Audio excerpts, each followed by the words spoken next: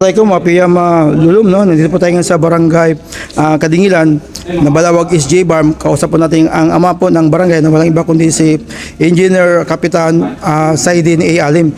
O na, Engineer Kapitan, no? Kamusta po? Magandang hapon po. Pagbati po sa ating mga nakinig sa buong entire po ng SJ Barm sa Suara Bangsamoro. Go ahead po. Assalamualaikum warahmatullahi wabarakatuh. Magandang araw po sa ating lahat at saka sa taga-suporta ng Suara Bangsamoro. Nandito po kami ngayon upang ating tanggapin, i-receive ang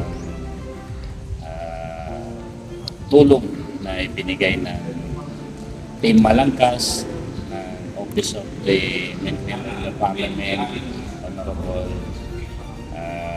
Butch D. Malang, same time SCADA Administrator ng BAR. Yes sir, siguro yung advokasya ng ating barangay, ng barangay Kadingilan, ano po yung mga advokasya natin sa inyong barangay Kapitan Engineer? Go ahead po. Ang ating mga advokasya po dito ay ang pag-maintain ng peace and order, pagpapalago ng socio-economic activities and infrastructure. At the same time, pinapalakas din po natin ang sa religious sector and then sa edukasyon, ating pong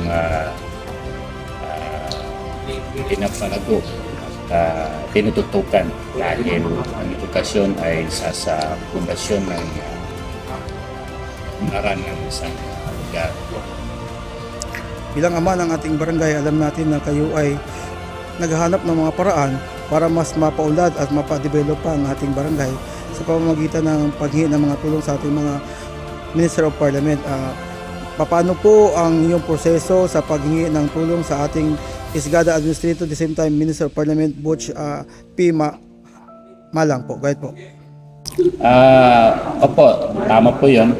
Tayo po ay naghingi ng tulong. Nag-request po ang Barangay Local Government Unit ng Barangay Kadingilan sa pamamagitan ng inyong lingkod upang matugunan ang pangangailangan na dapat maipatupad natin dito sa barangay po natin.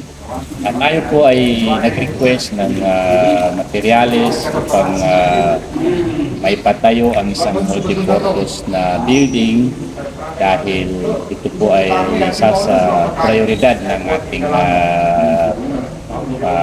pamunuan dito sa Barangay Kadingilan. So, nung nag-request po kami sa opisina ng Team Malangkas, sa opisina po ni Honorable MP Butch Malang, ay agad-agad po itong tinugunan ng opisina ni MP Butch Malang at ngayon ay nandito po sa aking likuran ang mga materialis na kanyang ibinigay na tulong para dito sa Barangay Kadingilan. At inshallah, ating pong gagawin ang ating multipurpose building na kung saan ay magagamit sa barangay sa mga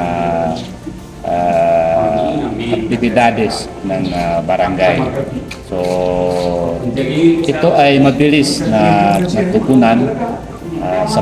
Kung hindi ako nagkakamali, 2 linggo lang ay nandito na ang mga materialis na ni-request po natin sa opisina po ni Sir MP Butch Malang. Opo, una pong ginawa namin, pumunta po dito si Sir Dato Norhan Uka, ang head po ng Team Malangkas upang makapag-usap kami.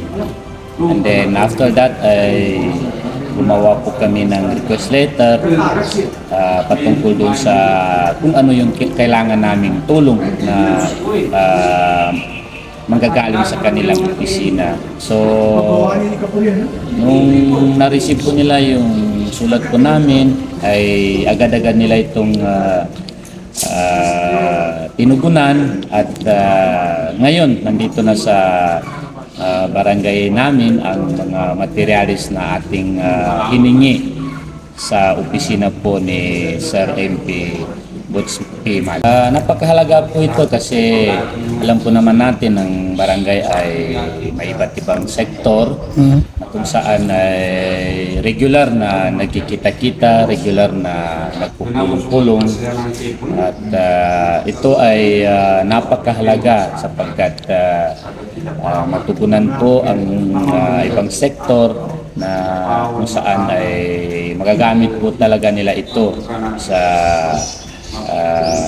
iba't ibang pagpupulong na kinakailangan magawa dito sa barangay.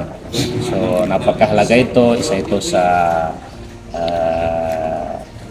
hindi namin makakalimutan na tulong na ibinigay ni Sir MP Boots Malang sa Barangay Kandingilan.